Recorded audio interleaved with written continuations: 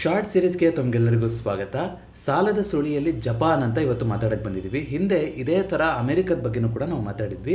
America situation ಈಗಲೂ ಅದೇ ರೀತಿ ಇದೆ. ಆದರೆ ಅಮೆರಿಕಾಗಿಂತ ಜಪಾನ್ ಸಿಚುವೇಶನ್ ಇನ್ನೂ ಕೂಡ ವರ್ಸ್ ಆಗಿದೆ. ಅವರ ಸಾಲ ರೇಷಿಯೋ ನೋಡೋದಾದರೆ ಮತ್ತು ಎಕ್ಸ್ಟರ್ನಲ್ ಡೆಟ್ ಅಂದರೆ ಬೇರೆ ದೇಶಗಳಿಂದ ಮಾಡಿರುವಂಥ ಸಾಲ ಜಪಾನ್ದು ತುಂಬ ಇದೆ. ಯು ಎಸ್ದು ಇಂಟರ್ನಲ್ ಗೌರ್ಮೆಂಟ್ ಬಾಂಡ್ಗಳು ಏನಿದೆ ಅದರದ್ದೇ ಇದೆ. ಆದರೆ ಜಪಾನ್ ಅವರು ಆಚೆ ಕಡೆಯಿಂದಲೂ ಕೂಡ ಸಾಲ ಮಾಡಿಬಿಟ್ಟಿದ್ದಾರೆ. ಇದರಿಂದಾಗಿ ಯಾವ ರೀತಿಯಾಗಿ ಲಾಂಗ್ ರನ್ನಲ್ಲಿ ಜಪಾನ್ ಒಂದು ಗ್ಲೋಬಲ್ ಮಾರ್ಕೆಟ್ಗೆ ಒಂದು ರಿಸ್ಕ್ ಆಗಿ ಮುಂದೆ ಆಗ್ತಾ ಹೋಗ್ಬೋದು ಅನ್ನೋದನ್ನು ಇವತ್ತಿನ ವಿಡಿಯೋದಲ್ಲಿ ನೋಡೋಣ. ನೋಡಿ, ಸಾಲದ ಸುಳಿ ಅನ್ನಂಗೆ ಇಲ್ಲಿ ಚಕ್ರನೇ ಕೊಟ್ಬಿಟ್ಟಿದ್ದಾರೆ. ನೀವು ನೋಡ್ತಾ ಇದ್ದೀರಾ ಯಾವ್ಯಾವ ದೇಶದ್ದು ಎಷ್ಟು ಸಾಲ ಇದೆ ಅಂತ. ಏನು ತೋರಿಸ್ತಾ ಇದ್ದಾರೆ ಇದು ಅಂತಂದರೆ GDP ರೇಷಿಯೋಗೆ ವರ್ಸಸ್ ಅವ್ರದ್ದು ಏನು ಒಂದು ಇದಿದೆಯಲ್ಲ, ಈಗ ಸಾಲ ಇದೆಯಲ್ಲ ಆ ರೇಷಿಯೋದಲ್ಲಿ ತೋರಿಸ್ತಾ ಇದ್ದಾರೆ. ಅಂದರೆ ದೇಶದ GDP 100 ರೂಪಾಯಿ ಅಂತಿದ್ರೆ ಸಾಲ ಎಷ್ಟಿದೆ ಅಂತ ಆ ಥರ ನೋಡೋದಾದರೆ ನೋಡಿ, ಅವ್ರ GDPಗಿಂತ 2.5 ಪಟ್ಟು ಹೆಚ್ಚು ಕಮ್ಮಿ ಜಾಸ್ತಿ, ಅಂದರೆ 230%. ಅವ್ರ ದೇಶದ GDP 100 ರೂಪಾಯಿ ಇದೆ ಅಂತಂದರೆ ಜಪಾನ್ ಸಾಲನೇ 230 ರೂಪಾಯಿ ಇದೆ. ಆ ಪಾರ್ಟಿಯಾಗಿ ಅವರು ಏನು ಮಾಡ್ಕೊಂಡ್ಬಿಟ್ಟಿದ್ದಾರೆ, ಇವಾಗ ಸಾಲನ ಮಾಡ್ಕೊಂಡ್ಬಿಟ್ಟಿದ್ದಾರೆ. ನಿಮ್ಗೆ ಗೊತ್ತಿದೆ 4ನೇ ಸ್ಥಾನದಲ್ಲಿದೆ ಗ್ಲೋಬಲ್ GDPನಲ್ಲಿ. ಇಂಡಿಯಾ ಜಪಾನು ಟಫ್ ಫೈಟಲ್ಲಿ ನಡೀತಾ ಇದೆ, ಅಲ್ಲೇ ನಡೀತಾ ಇದೆ. ಸೊ ಸರಿ ಸುಮಾರು ಇವಾಗ $4 ಟ್ರಿಲಿಯನ್ $5 ಟ್ರಿಲಿಯನ್ ಹೋಗ್ತೀವಿ ನಾವು ಅಂತೆಲ್ಲ ನಾವು ಮಾತಾಡ್ತಾ ಇದ್ದೀವಿ. ಸೊ ಅದರ 2.5 ಪಟ್ಟು ಅಂದರೆ ಎಷ್ಟಾಯಿತು, ಆಲ್ಮೋಸ್ಟ್ $10 ಟ್ರಿಲಿಯನ್ ಅಷ್ಟು ಅವ್ರ ಹತ್ರ ಸಾಲ ಆಗ್ಬಿಟ್ಟಿದೆ ಇವಾಗ. So 230% of their GDP rate. ನಮ್ಮ ಇಂಡಿಯಾ ಎಲ್ಲಿದೆ ಹೆಂಗಂದ್ರೆ ಅಂತ ನೋಡ್ತಾ ಬರೋದು ನೋಡಿ, ಇಂಡಿಯಾ 81% ಇದೆ. ಅಂದರೆ ನಮ್ದೇನು ಒಂದು $3 ಟ್ರಿಲಿಯನ್ ಅಷ್ಟು ಆಸುಪಾಸಲ್ಲಿ ಸಾಲ ಇದೆ. ಅದೇ ರೀತಿಯಾಗಿ ಅದಕ್ಕಿಂತ ಜಾಸ್ತಿ ಇರುವಂಥ ಜಾಗದಲ್ಲಿ UK ಬರುತ್ತೆ 103%, US ಇದೆ 125%. ನೋಡಿ ಈ ರೀತಿಯಾಗಿದೆ. ಸೊ ಹೀಗಿದ್ದಾಗ ಜಪಾನ್ ಯಾಕೆ ರಿಸ್ಕ್ ಫ್ಯಾಕ್ಟರ್ ಬರುತ್ತೆ ಅನ್ನೋದು ನೋಡೋಕ್ಕೆ ಒಂದು ಚಾರ್ಟ್ಸ್ನ ತೋರಿಸ್ತೀನಿ ನಿಮಗೆ. ಇದು 10 ಇಯರ್ ಗ್ರಾಫ್ ಅಂತ ನಾವು ಮಾತಾಡ್ತಾ ಹೋಗ್ತೀವಿ. 10 ಇಯರ್ ಈಲ್ಡ್ ಅಂತ. ಇಲ್ಲಿ ರೆಪೋ ರೇಟ್ ಅಂತ ಇದೆಯಲ್ಲ, ಅದೇ ರೀತಿಯಾಗಿ ಅಲ್ಲಿ ಅವ್ರದ್ದು ಯಾವುದು ಕರೆನ್ಸಿ ಎನ್ ಅಂತ ಇರ್ತಾರೆ. ಆ ಎನ್ನಿಂದು 10 ಇಯರ್ದು ಬಾಂಡ್ ಯಾವ ರೀತಿ ಬರುತ್ತೆ ಅನ್ನೋದನ್ನ ಟ್ರ್ಯಾಕ್ ಮಾಡೋದಕ್ಕೆ ಇದೊಂದು ಚಾರ್ಟ್ ಇದೆ. ಇಲ್ಲಿ ನೋಡಿ, ಇಲ್ಲಿ ಎಷ್ಟಕ್ಕೆ ಹೋಗ್ಬಿಟ್ಟಿತ್ತು ಅಂತಂದರೆ ಇದಿಷ್ಟಕ್ಕೆ ಇದು 10 ಇಯರ್ದು. ಅದೇ ರೀತಿಯಾಗಿ ಜಪಾನ್ 20 ಇಯರ್ 30 ಇಯರ್ ಫ್ಯೂಚರ್ದು ಯಾವ ರೀತಿಯಾಗಿ ರೇಟ್ ಆಗುತ್ತೆ ಅನ್ನೋದನ್ನು ಕೂಡ ಟ್ರ್ಯಾಕ್ ಮಾಡ್ತಾ ಇರ್ತಾರೆ. ಜಪಾನ್ 20 ಇಯರ್ ಬಾಂಡ್ ರೇಟು 2.87%ಗೆ ಜಾಸ್ತಿ ಇತ್ತು. ಅಂದರೆ ಅರ್ಥ ಏನು, ಇನ್ನು 20 ವರ್ಷದಲ್ಲಿ ಜಪಾನಿನ ಇಂಟ್ರೆಸ್ಟ್ ರೇಟು 2.87% ಹೋಗುತ್ತೆ ಅಂತ ಒಂದು ಇಂಡಿಕೇಶನ್ನ ಕೊಡ್ತಾ ಹೋಗುತ್ತದು. ಯಾಕೆ ಇದು ಇಂಪಾರ್ಟೆಂಟ್ ಆಗ್ತಾ ಹೋಗುತ್ತೆ ಅಂತ ನೋಡಿದ್ರೆ, ನೀವು ಹಿಂದೆ ಅಂತ ನೋಡ್ಕೊಂಡು ಬಂದಿದ್ರೆ ಇಷ್ಟು ದೊಡ್ಡ ಪ್ರಮಾಣದಲ್ಲಿ ರೈಸ್ ಆಗೇ ಇಲ್ಲ. ಬರೀ 2025ರಲ್ಲೇ ಆಲ್ಮೋಸ್ಟ್ 1% ಜಾಸ್ತಿ ಆಗಿದೆ. 1% ಜಾಸ್ತಿ ಆದರೆ ಏನು ಇಷ್ಟೊಂದು ದೊಡ್ಡ ಫ್ಯಾಕ್ಟರ್ ಅಂತ ನೀವು ಕೇಳೋದಾದರೆ, ಎಷ್ಟೋ ವರ್ಷಗಳಿಂದ ಜಪಾನಲ್ಲಿ ಇಂಟ್ರೆಸ್ಟ್ ರೇಟ್ನ ಜಾಸ್ತಿನೇ ಮಾಡಿರಲಿಲ್ಲ, 0% ಇಟ್ಟಿದ್ದು. ನೋಡಿ, ಇಲ್ಲಿ 20 ವರ್ಷದ ಫ್ಯೂಚರ್ ಫಾರ್ವರ್ಡ್ ನೀವು ಮಾಡಿ ನೋಡೋದಾದ್ರೂ ಕೂಡ ಐ ಥಿಂಕ್ 2006 2007ರಿಂದ ಇದನ್ನ ನೀವು 10 ಇಯರಲ್ಲಿ ನೋಡಿದ್ರೆ ಇನ್ನೂ ಸ್ವಲ್ಪ ರಿಲೇಟಿವ್ ಆಗಿ ನೋಡ್ತಾ ಹೋಗ್ಬೋದು. 1999ರಿಂದನೂ ಕೂಡ ಆಗಿರೋಕ್ಕಿಂತ ಜಾಸ್ತಿ ರೇಟಿಗೆ ಇವಾಗ ಬರ್ತಾ ಇದ್ದೀವಿ ಅಂತ ಒಂದು ಇಂಡಿಕೇಶನ್ ಬರ್ತಾ ಇದೆ. ನೀವು ನೋಡ್ತಾ ಬರೋದಾದರೆ 2010ರಿಂದ ನೋಡೋದಾದ್ರೆ ನೋಡಿ, ಈ ಲೆವೆಲಿಗೆ ಬಂದೇ ಇರಲಿಲ್ಲ. 2010 ಎಲ್ಲ ಇನ್ನೂ ಹಿಂದಕ್ಕೆ ಹೋಗುತ್ತೆ, 2006 7 ಅವಾಗಿಂದ ಈ ಲೆವೆಲ್ಗೆ ಟೆಸ್ಟೇ ಆಗಿರಲಿಲ್ಲ. ಅಂದರೆ ಅದಕ್ಕಿಂತ ಕಮ್ಮಿ, ಅಂದರೆ ಆಲ್ಮೋಸ್ಟ್ ₹0 ಇಲ್ಲಿ ನಿಮಗೆ ಸಾಲ ಕೊಟ್ಬಿಡ್ತಾ ಇದ್ರು. ಇದರಿಂದ ಏನು ಪ್ರಾಬ್ಲಮ್ ಆಗ್ತಾ ಹೋಗುತ್ತೆ ಹಾಗಾದರೆ ಇವಾಗ ಇಂಟ್ರೆಸ್ಟ್ ರೇಟ್ ಜಾಸ್ತಿ ಆಗಿರೋದ್ರಿಂದ ಅಂದರೆ ನೋಡಿ, ಇವಾಗ ಈಲ್ಡ್ ಜಾಸ್ತಿ ಆಗಿದೆಯಲ್ಲ, ಈಲ್ಡ್ ಜಾಸ್ತಿ ಆಗಿದ್ರೆ ಏನು ಮಾಡಿರ್ತಾರೆ, ಗೌರ್ಮೆಂಟು ಬಾಂಡ್ ಅಂತ ಇಶ್ಯೂ ಮಾಡ್ತಾರೆ. ನಿಮ್ಗೆ ಗೊತ್ತಿರ್ಬೋದು, ನಮ್ಮ ಗ್ರೂಪಲ್ಲೂ ಕೂಡ ಮಾತಾಡ್ತಾ ಇದ್ವಿ. ಈಗ ಸ್ಟೇಟ್ ಬಾಂಡ್ಗಳು ಕೂಡ ಇರುತ್ತೆ, ಕರ್ನಾಟಕದ್ದು, ಮಹಾರಾಷ್ಟ್ರದ್ದು, ಈ ಥರ ಸ್ಟೇಟ್ ಲೆವೆಲ್ದು ಬಾಂಡ್ಗಳು ಕೂಡ ಇರುತ್ತೆ. ಅದೇ ರೀತಿಯಾಗಿ RBIಯಿಂದ ಗೌರ್ಮೆಂಟ್ ಬಾಂಡ್ ಅಂತ Indian government bond, government of India bond ಕೂಡ ಬರ್ತಾ ಇರುತ್ತೆ. ಡಿಫ್ರೆಂಟ್ ಘಟ್ಟದ 10 ವರ್ಷದ್ದು 20 ವರ್ಷದ್ದು 30 ವರ್ಷದ್ದು ಈ ಥರದ್ದೆಲ್ಲ ಬಾಂಡ್ಗಳಿರುತ್ತೆ. ಸೊ ಈಗ ಬಾಂಡ್ ಅಂದರೆ ಏನು, ಜನದ ಹತ್ರ ದುಡ್ಡನ್ನು ರೈಸ್ ಮಾಡಲಿಕ್ಕೆ ಬದಲಿಗೆ ನಿಮಗೆ ಸಾವರಿನ್ ಗ್ಯಾರಂಟಿಯಾಗಿ ಬಾಂಡ್ ಕೊಡ್ತೀವಿ ಅಂತ ಕೊಟ್ಟಿರ್ತಾರಲ್ವಾ. ಈಗ ಇಂಟ್ರೆಸ್ಟ್ ರೇಟ್ ಜಾಸ್ತಿ ಮಾಡಿದ್ರೆ ಬಾಂಡ್ ರೇಟು ಕೂಡ ಅವಾಗ ಅದಕ್ಕೆ ತಕ್ಕಂಗೆ ಜಾಸ್ತಿ ಆಗುತ್ತೆ, ಜಾಸ್ತಿ ಕೊಡ್ತಾ ಹೋಗಬೇಕು.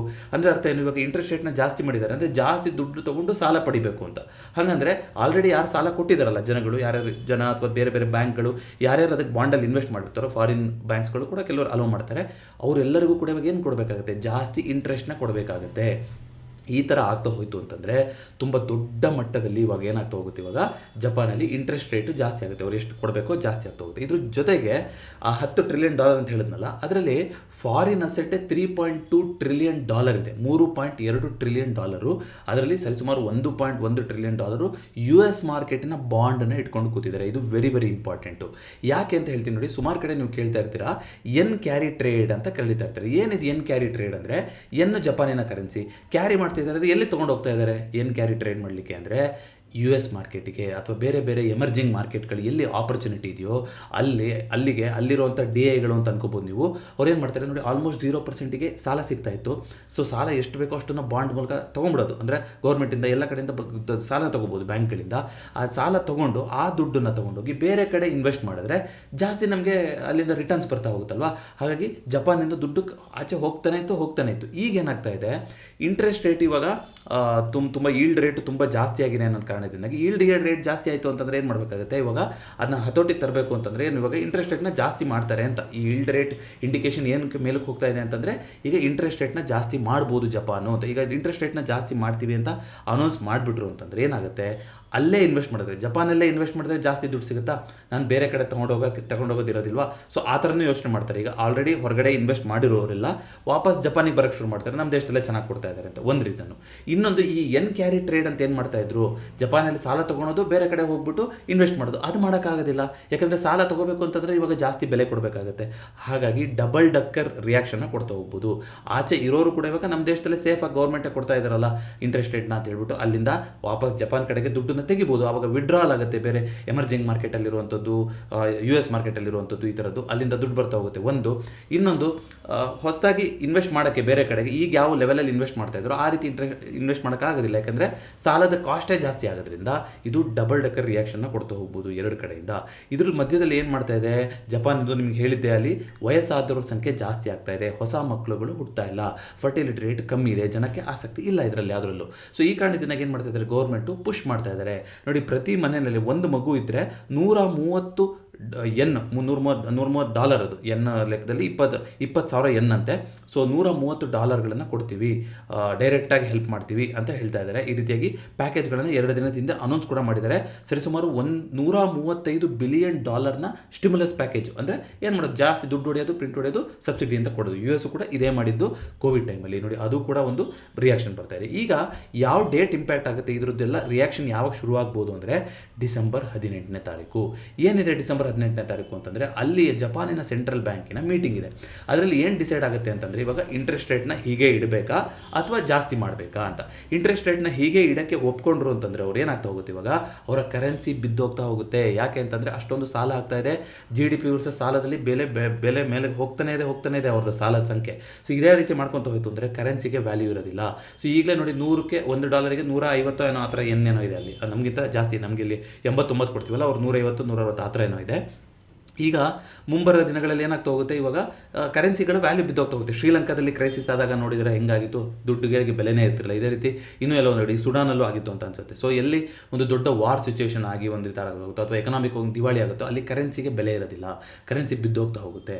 ಸೊ ಆ ಥರ ಆಗುವಂಥ ಸಾಧ್ಯತೆ ಇದೆ. ಇಂಟ್ರೆಸ್ಟ್ ರೇಟ್ನ ಜಾಸ್ತಿ ಮಾಡಲಿಲ್ಲ ಅಂತಂದರೆ. ಅಕಸ್ಮಾತ್ ಇಂಟ್ರೆಸ್ಟ್ ರೇಟ್ನ ಅವರು ಜಾಸ್ತಿ ಮಾಡೋಕ್ಕೆ ಒಪ್ಕೊಂಡ್ರು ಅಂತಂದರೆ ಏನಾಗ್ತಾ ಹೋಗುತ್ತೆ, ಈಗ ನಾವು ಮಾತಾಡೋದ್ವಲ್ಲ, ಈ ಚೈನ್ ರಿಯಾಕ್ಷನ್ಗಳು ಶುರು ಆಗುತ್ತೆ. ಆಚೆ ದುಡ್ಡು ಇರೋರೆಲ್ಲ ತೆಕ್ಕೊಳಕ್ಕೆ ಶುರು ಮಾಡ್ತಾರೆ, ಹೊಸದಾಗಿ ಇನ್ವೆಸ್ಟ್ ಮಾಡುವಂಥದ್ದು ಪರ್ಪಸ್ಸು ಕೂಡ ಕಮ್ಮಿ ಆಗ್ತಾ ಹೋಗುತ್ತೆ, ಯಾಕಂದರೆ ಸಾಲದ ರೇಟ್ ಜಾಸ್ತಿ ಆಗ್ತಾ ಹೋಗುತ್ತೆ. ಇದರಿಂದಾಗಿ ಡಿಸೆಂಬರ್ 18ನೇ ನಂತರ ಯಾವ ರೀತಿಯಾಗಿದ್ದ ರಿಯಾಕ್ಷನ್ ಜಪಾನ್ ಕಡೆಯಿಂದ ಬರುತ್ತೆ ಅನ್ನೋದು ತುಂಬ ಒಂದು ಇಂಟ್ರೆಸ್ಟಿಂಗ್ ಘಟ್ಟಕ್ಕೆ ಬಂದು ಕೂತಿದೆ. ಯಾಕೆಂದರೆ ಫ್ಯೂಚರ್ ರೇಟ್ ಅಂತ ನೀವು ನೋಡ್ತಾ ಬರೆದ್ರೆ ಜಾಸ್ತಿನೇ ಕಾಣಿಸ್ತಾ ಇದೆ. ಇದಕ್ಕೆ ತಕ್ಕಂಗೆ ಜಪಾನ್ದು ಯಾವಾಗ ನೈಕೆ ಇಂಡೆಕ್ಸು 2024ರಲ್ಲಿ ಒಂದ್ಸಲ 13% ಫಾಲ್ ಆಗಿತ್ತು ಒಂದೇ ದಿನ. ನೀವು ನೈಕೆ ಇಂಡೆಕ್ಸನ್ನು ನೋಡಿದ್ರೆ ಗೊತ್ತಾಗುತ್ತೆ. ಅವತ್ತು ನೀವು US ಮಾರ್ಕೆಟನ್ನು ನೀವು ಚೆಕ್ ಮಾಡಿ ನೋಡೋದಾದರೆ ಅವತ್ತು US ಮಾರ್ಕೆಟ್ ಅವತ್ತು ಸರಿಸುಮಾರು 11% ಬಿದ್ದಿತ್ತು. ಅಂದರೆ ಜಪಾನ್ ಏನು ಬಿತ್ತೋ ಆಲ್ಮೋಸ್ಟ್ ಅದೇ ರೇಟಲ್ಲಿ US ಬಿತ್ತು. ಯಾಕಂತಂದರೆ ಇವ್ರದ್ದು US ಗೌರ್ಮೆಂಟ್ ಬಾಂಡಲ್ಲಿ ಇನ್ವೆಸ್ಟ್ಮೆಂಟು ಕೂಡ ಜಾಸ್ತಿ ಇದೆ ಈ ರೀತಿಯಾಗಿರೋದ್ರಿಂದ. ಸೊ ಡೈಲಿ ಕ್ಯಾಂಡಲ್ ನೀವು 2024ರಲ್ಲಿ ಒಂದಿನ ಈ ಕ್ಯಾಂಡಲ್ ಬಿದ್ದಿದೆಯಲ್ಲ, ಸೊ ಇದು ಕೋವಿಡ್ ಆದಮೇಲೆ ನೋಡಿ, ಕೋವಿಡ್ ಕ್ಯಾಂಡಲ್ ಅಲ್ಲ, ಇದು ಕೋವಿಡ್ ಥರನೇ ಕಾಣಿಸ್ತಾ ಇದೆ, ಬಟ್ ಇದು 2024ರದ್ದು. ಸೊ ಒಂದೇ ದಿನದಲ್ಲಿ ಆಲ್ಮೋಸ್ಟ್ 13% ಏನೋ ಫಾಲ್ ಆಯಿತು ಒಂದ್ಸಲ ಒಂದು ವೀಕಲ್ಲಿ. ಸೊ ಆ ವೀಕಲ್ಲಿ ನೀವು ನೋಡಿದ್ರೆ ಒಂದು ವೀಕಲ್ಲಿ ನೋಡಿ 5%, ಆಮೇಲೆ 5%, ಆಮೇಲೆ ಒಂದು 5%, ಆಲ್ಮೋಸ್ಟ್ 13% ಫಾಲ್ ಆಯಿತು ಒಂದೇ ದಿನದಲ್ಲಿ. ಸೊ ಅವತ್ತು ಆ ವೀಕಲ್ಲಿ US ಮಾರ್ಕೆಟಲ್ಲೂ ಕೂಡ ಅಷ್ಟೇ ದೊಡ್ಡ ಫಾಲ್ ಆಗ್ತಾ ಹೋಯಿತು. ಹಾಗಾಗಿ ಈ ಜಪಾನ್ ಮಾರ್ಕೆಟಲ್ಲಿ ಏನಾದರೂ ರಿಯಾಕ್ಷನ್ ಬರೋಕ್ಕೆ ಶುರು ಆಯಿತು ಅಂತಂದರೆ ಅದು US ಮಾರ್ಕೆಟಿಗೂ ಕೂಡ ಟ್ರಿಗರ್ನ ಮಾಡ್ತಾ ಹೋಗ್ಬೋದು ಅಂತ ಈಗ ವಿಶ್ಲೇಷಣೆ ಬರ್ತಾ ಇರುವಂಥದ್ದು. ಹಾಗಾಗಿ ಡಿಸೆಂಬರ್ 18ನೇ ತಾರೀಕು ಜಪಾನ್ ಏನು ನಿರ್ಧಾರ ತೊಗೊಳುತ್ತೆ ಅನ್ನೋದ್ರ ಮೇಲೆ ಪ್ರಪಂಚ ಎಲ್ಲದೂ ಕೂಡ ಒಂದು ಗಮನವನ್ನು ಇಟ್ಟಿರುತ್ತೆ. ಈಗ ಡೂ ಆರ್ ಡೈ ಸಿಚುವೇಶನ್ ಆಗಿದೆ. ಅವರು ಹಂಗೆ ತೊಗೊಂಡ್ರೂ ಅವರಿಗೆ ಕಷ್ಟ ಇದೆ. ಅಂದರೆ ಏನು ಜಾಸ್ತಿ ಮಾಡಲಿಲ್ಲ ಅಂದರೆ ಕರೆನ್ಸಿ ಬಿದ್ದೋಗ್ತಾ ಹೋಗುತ್ತೆ, ದೇಶದ ಕರೆನ್ಸಿ ಬಿದ್ದೋಗ್ತಾ ಹೋಗುತ್ತೆ. ಅಥವಾ ಇದರ ಇಂಟ್ರೆಸ್ಟ್ ರೇಟ್ನ ಜಾಸ್ತಿ ಮಾಡಿದ್ವಿ ಅಂತಂದರೆ ಈ ರೀತಿ ಚೈನ್ ರಿಯಾಕ್ಷನ್ ಬರ್ತಾ ಹೋಗುತ್ತೆ. ಈ ಒಂದು ಸಿಚುವೇಷನಲ್ಲಿ ಜಪಾನ್ ಬಂದಿದೆ ಅಂತ. ಸೊ ನೋಡೋಣ, ಇಯರ್ ಎಂಡಿಗೆ ಏನಾದರೂ ಮಾರ್ಕೆಟು ಮತ್ತೆ ಒಂದು ರೆಡ್ ಸೈಕಲಿಗೆ ಹೋಗೋಕ್ಕೆ ದಾರಿ ಮಾಡಿಕೊಡುತ್ತಾ ಇದು, ಅಥವಾ ಇದಕ್ಕೇನಾದರೂ ಪರ್ಯಾಯ ಮಾರ್ಗಗಳು ಎಮರ್ಜ್ ಆಗುತ್ತಾ ಅನ್ನೋದನ್ನು ನೋಡ್ತಾ ಹೋಗಬೇಕು. ಈ ವಿಡಿಯೋ ಎಷ್ಟಾಗಿದೆ ಅಂತಂದರೆ ದಯವಿಟ್ಟು ವಿಡಿಯೋನ ಲೈಕ್ ಮಾಡಿ ಹಾಗೂ ಚಾನಲ್ಗೆ ಸಬ್ಸ್ಕ್ರೈಬ್ ಮಾಡಿ. ಮತ್ತೊಂದು ಶಾರ್ಟ್ ಸೀರೀಸ್ ನನಗೆ ಭೇಟಿ ಆಗೋಣ. ಎಲ್ರಿಗೂ ನಮಸ್ಕಾರ.